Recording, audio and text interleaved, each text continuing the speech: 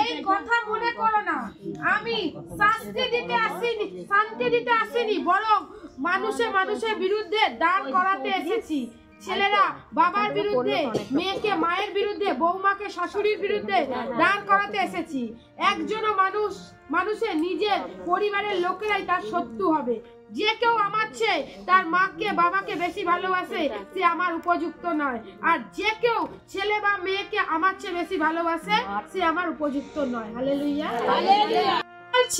আর তুমি বলছো ছেলেরা বাবার বিরুদ্ধে যাবে, মেয়েরা মায়ের বিরুদ্ধে যাবে, বৌমারা শাশুড়ির বিরুদ্ধে যাবে।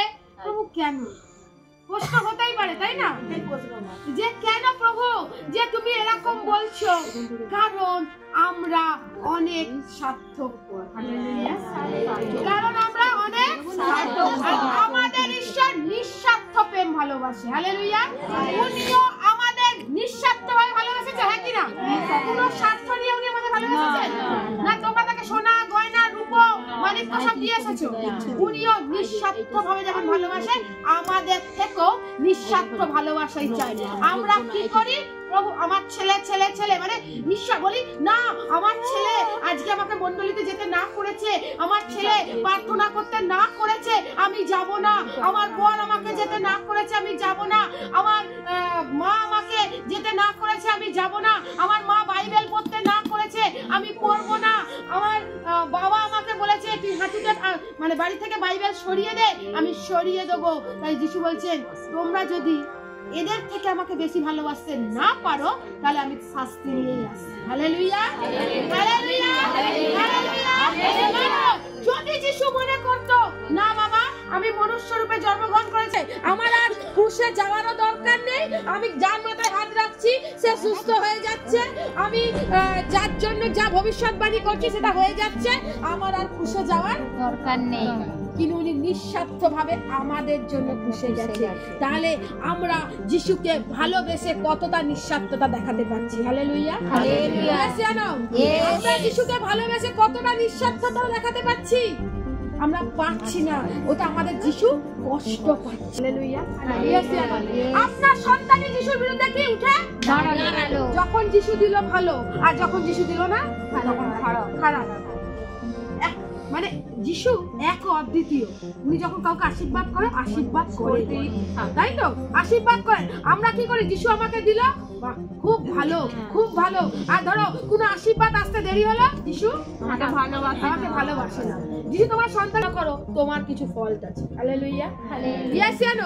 যখন যিশু তোমার জন্য কিছু করছে না, এটা কিন্তু যিশুর ফল্ট না, তোমাদের কিছু ফল্ট আছে। তাই তো? তোমার জন্য যখন কিছু করছে না, ঈশ্বর কিন্তু সবাইকে সবকিছু দিতে চায়। উনি বাইবেলে লেখা রয়েছে অকাতরে অতিরস্কারে দিতে থাকে, কিন্তু আমরা সেটা নিতে পারছি না। ফল আমাদের, ঈশ্বরের নয়। কারণ আমরা যিশুকে ভয় পাচ্ছি না, আমরা জগতের লোককে ভয় পাচ্ছি। হালেলুয়া। আমি সন্তান তাহলে আমাকে আমার ঈশ্বরকে হারানো মানে সবকিছু হারানো। ঠিক না ভুল? আমাদের ঈশ্বর কি বলছে? আমরা যদি ঈশ্বরকে জানি অটোমেটিক স্বামীকে ভালোবাসবো। আমরা যদি ঈশ্বরকে ভালোবাসি অটোমেটিক স্বামীকে ভালোবাসবো। কারণ ঈশ্বর বলেছে স্বামীকে সম্মান করো। ঈশ্বর বলেছে স্বামীকে। আমরা যদি ঈশ্বরকে ভালোবাসি আমরা অটোমেটিক ব্যভিচার করবো, মিথ্যা কথা বলবো না। মানে যদি আমরা ঈশ্বরকে ভালোবাসি তাহলে আমরা এইগুলো করবো না। অটোমেটিক ঈশ্বর আমাদের মধ্যে এগুলো দিয়েছে, কিন্তু বাইবেল না পড়লে তুমি কোথা থেকে? দেখো আজ মানুষ কি করছে? স্বামীকে শ্রদ্ধা করে না। ঠিক না ভুল বলছে? কিন্তু ঈশ্বর বলছে তোমার স্বামীকে মস্তক তুল্য শ্রদ্ধা করো। হালেলুয়া। আর স্বামীকে বলছে তোমার স্ত্রীকে আপন অঙ্গের ন্যায় প্রেম করো।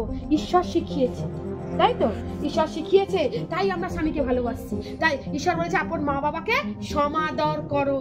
কারণ আপন মা বাবাকে সমাদর করো, কারণ তারা তোমাকে পৃথিবীর আলো দেখিয়েছে।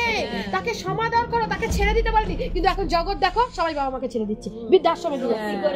তারা কখনো তার বাবা মাকে ছেড়ে যাবে না। যাবে কি?